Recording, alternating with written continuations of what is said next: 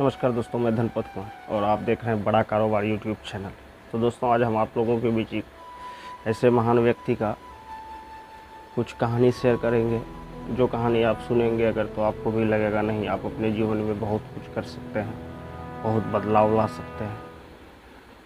हमारे बाबा साहेब भीमराव अम्बेडकर, जो कि भारत के ग्रेट फादर रहे हैं। जब बाबा साहेब भीमराव अम्बेडकर लंदन से बैरिस्टर करके आए थे, तो जब वो कचहरी के अंदर गए तो बहुत सारा आदमी मजाक बना रहा था कि ये तो वही है जो बहुत पढ़ा लिखा है, महार जाति का है। तो बाबा साहेब जब अपने लिए कोई जगह ठिया खोज रहे थे कचहरी के अंदर बैठने के लिए, तो बहुत आदमी मजाक उड़ाया कि तुम इतने पढ़े लिखे हो, तुमको क्या ज़रूरी है, तुम कहीं बैठोगे तो तुम्हारा काम चल जाएगा। तो बाबा साहब को हंसते हुए एक ख्याल आया कि क्यों नहीं हम बाहर में ही बैठें।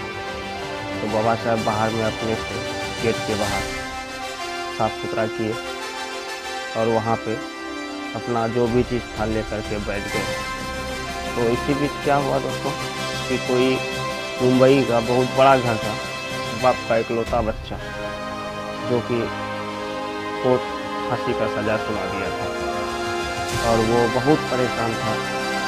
पता नहीं किसके पास गया, बहुत रुपया पानी की तरह बहा दिया, कहीं से उसको कोई फ़ायदा नहीं मिला।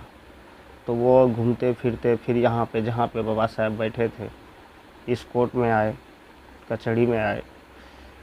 तो यहाँ पे जब आए तो बहुत सारा वकील के पास गए, तो कुछ वकील फिर से मजाक उड़ाते हुए कहा कि तुम्हारा केस तो वो लड़ेगा जो वहाँ पे बाहर बैठा हुआ है, बहुत पढ़ा लिखा है, बैरिस्टर है। तो वो आदमी को तो लग ही रहा था कि मेरा बच्चा को बचाना है। तो एक विश्वास तो गया बाहर, जाके बाबा साहब के पैर पे गिरा और बोला कि मेरे बच्चा को बचा लीजिए। तो बाबा साहब बोले कि इतने बड़े बड़े वकील हैं, आप कभी किसी के सामने किसी के पास नहीं गए?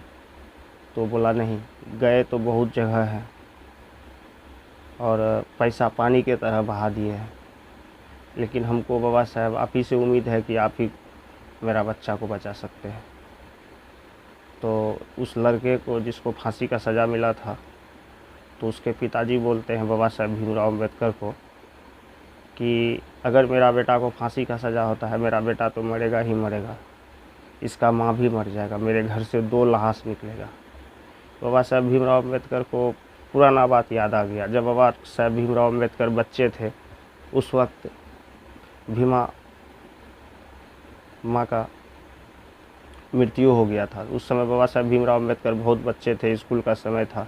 तो बाबा साहब को इस चीज़ का याद आया और बाबा साहब ये सोचा, क्योंकि बाबा साहब के माँ जो बोली थी, बेटा अगर किसी का ज़िंदगी बचाने के लिए तुमको झूठ भी बोलना पड़े तो झूठ बोलना। तो बाबा साहब भीमराव अम्बेडकर बोले ठीक है, हम लड़ेंगे आपका केस ले लिए। दूसरे दिन कोर्ट गए।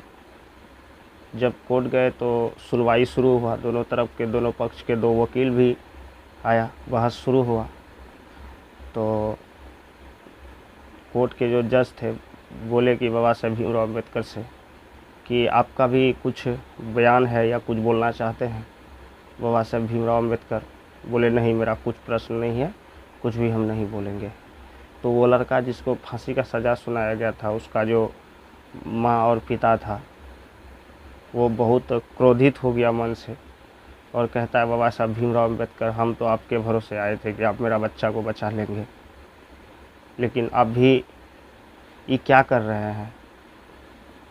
आप पे तो उम्मीद किए थे कि आप मेरा बच्चा को बचा लेंगे। तो बाबा साहब भीमराव अम्बेडकर फिर भी सुनते रहे।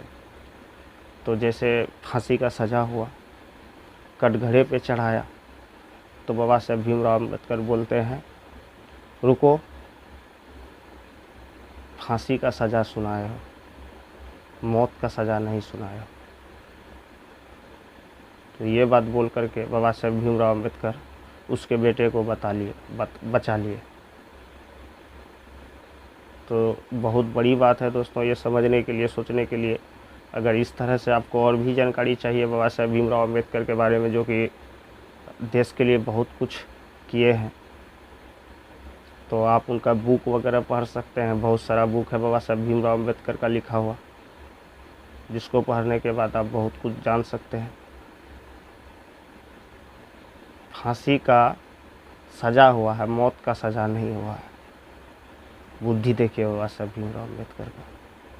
तो दोस्तों, वीडियो कैसा लगा आप कमेंट में ज़रूर आके बताइए, या इस तरह का जानकारी आपको पहले से था तो प्लीज़ कमेंट सेक्शन में आके कमेंट कीजिए और वीडियो को लाइक और शेयर ज़रूर कीजिए। जय हिंद, जय भारत, जय भीम।